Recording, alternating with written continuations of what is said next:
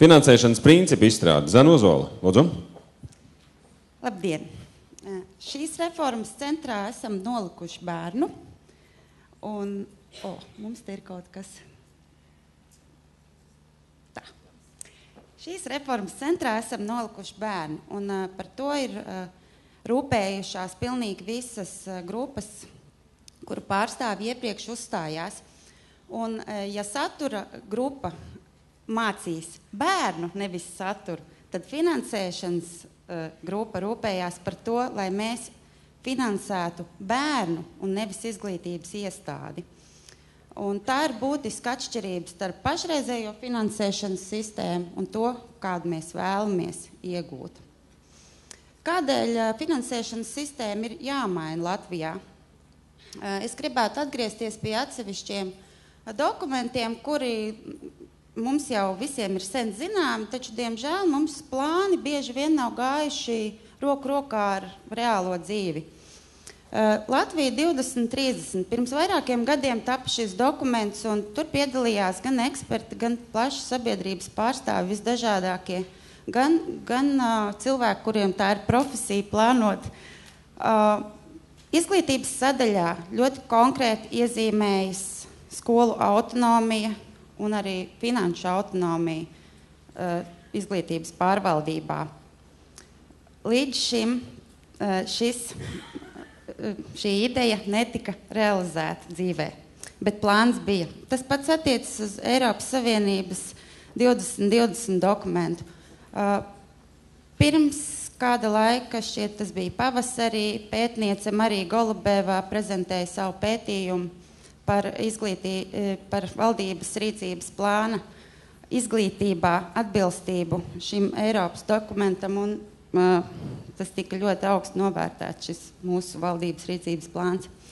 Par Latvijas Republikas tiesību sarga ziņojumu. Šobrīd jūs visi zināt, kādēļ ir tapis tiesību sarga ziņojums, jo vecāki un arī jūs paši visi esat uztraukšies par to, kas tad ir tā bezmaksas izglītība, kas jānodrošina skolai, kas valstī, kas vecākiem, kas pašvaldībai.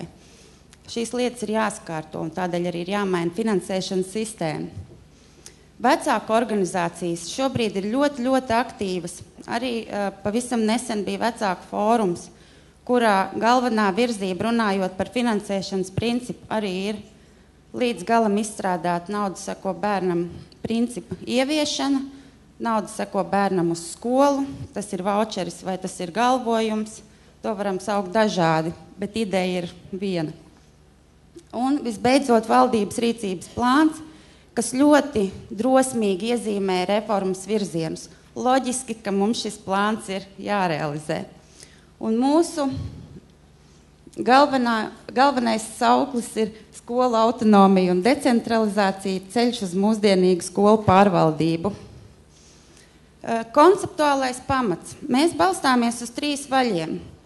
Pirmām kārtām, katram bērnam izglītības pieejamība, vienlīdzīgas iespējas katram bērnam. Otrakārt, tā ir pilnīgi skaidri definēta, caurspīdīga un saprotama izglītības finansēšanas sistēma. Trešām kārtām, tas ir izglītības pakalpojumu gross, kuru mēs ļoti rūpīgi un detalizēti definēsim. Reformu īstenošana. Mēs šos 3 vaļus ļoti precīzi centīsimies sasniegt.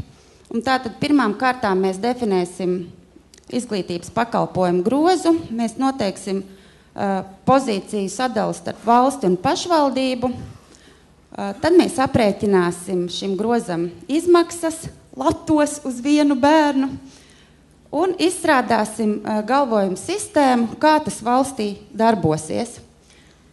Rezultātā mums būs sagatavots plāns, kā jauno sistēmu ieviest, un mēs būsim arī gatavi mainīt likumus un atbilstošos normatīvos aktus. Un kā jau es sākumā teicu, šī ir visaptvaroša reforma, un izglītības sistēmas finansēšana ir degviela. Tā ir visas sistēmas degviela. Savukārt izglītības kvalitāte ir tas, uz ko mēs visi tiecamies. Un tādēļ loģiski šo mūsu priekšnesumu noslēgs kvalitātes darba grupa. Paldies!